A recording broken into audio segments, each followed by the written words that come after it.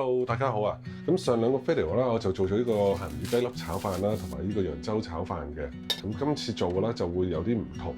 今次做呢個咧就係西炒飯。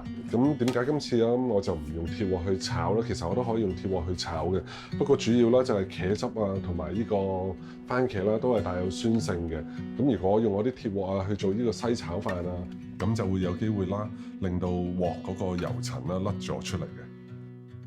咁易潔鑊啦，有個好處就係咧做煎蛋啊，或者有時做一啲炒一啲蔬菜啊嗰啲啊，就會比較好用嘅。咁你就可以中火啊，慢慢去炒，慢慢去煮嘅。咁就記住啦，易潔鑊啦，一定係用海綿嗰邊去洗刷佢，千祈唔好用硬嗰邊去刷佢啊，否則啦佢嗰啲塗層就會甩出嚟。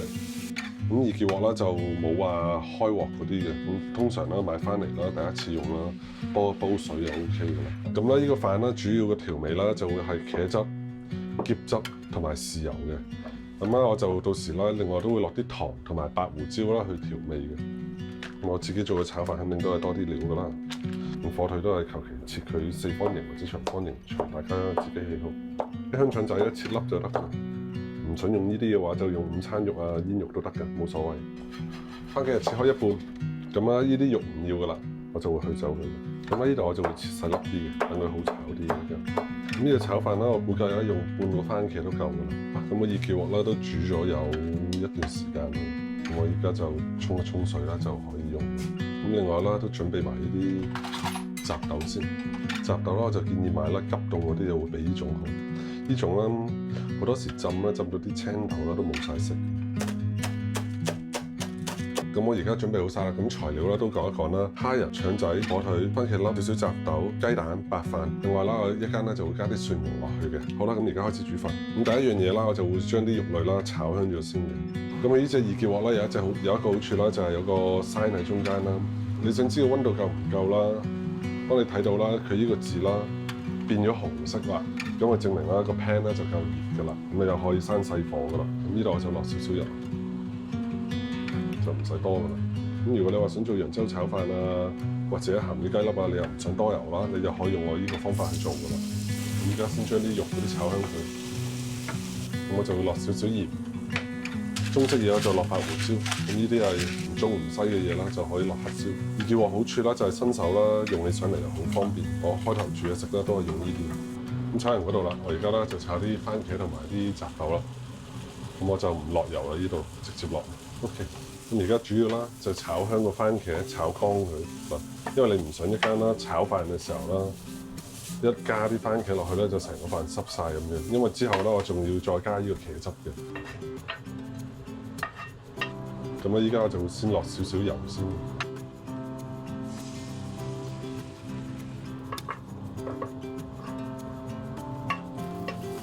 我而家先炒咗炒飯先，中火到中大火，慢慢咁炒，炒香佢。呢個易潔鑊啦，我要留翻攞嚟啦，整奄列啊同埋 pancake 嗰一類嘢，所以我先至買翻嚟。亦都順便示範一下俾大家睇，因為有啲人係唔中意用鐵鑊嗰啲咁，咁我就攞呢個嚟示範一下咯。嗱，咁我而家呢刻啦都冇開到太大火，因為佢係易潔鑊嚟㗎。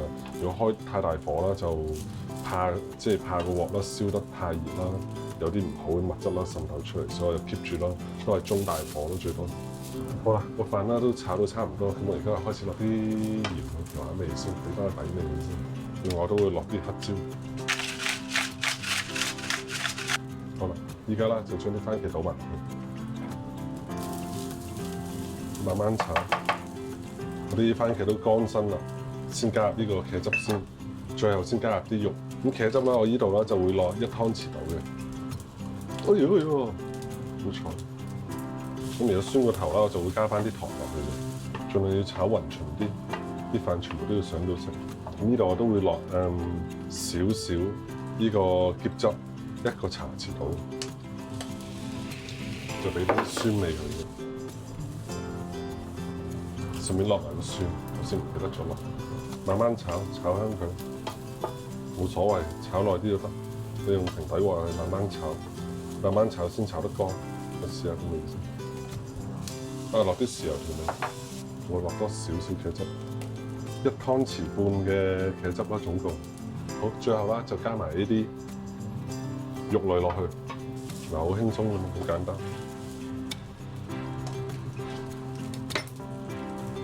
我哋要抽，臨尾又落埋啲葱落去，一樣可以炒得佢香。不過你話鑊氣就肯定冇噶啦。咁最後啦，我就加少少靚嘅橄欖油去撈一撈佢，油潤啊，靚仔啲。好啦，呢個西炒飯完成，係咪好靚啊？睇下啲顏色。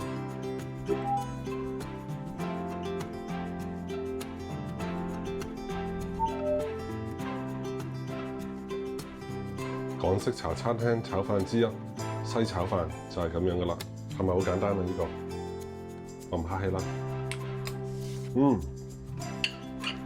超好食啊！呢個叫聲我先，叫啊，打俾你。聽日就做埋呢個福建炒飯，咁做完福建炒飯之後啦，之後我就可能會做頹飯或者嘢飲嗰方面噶啦。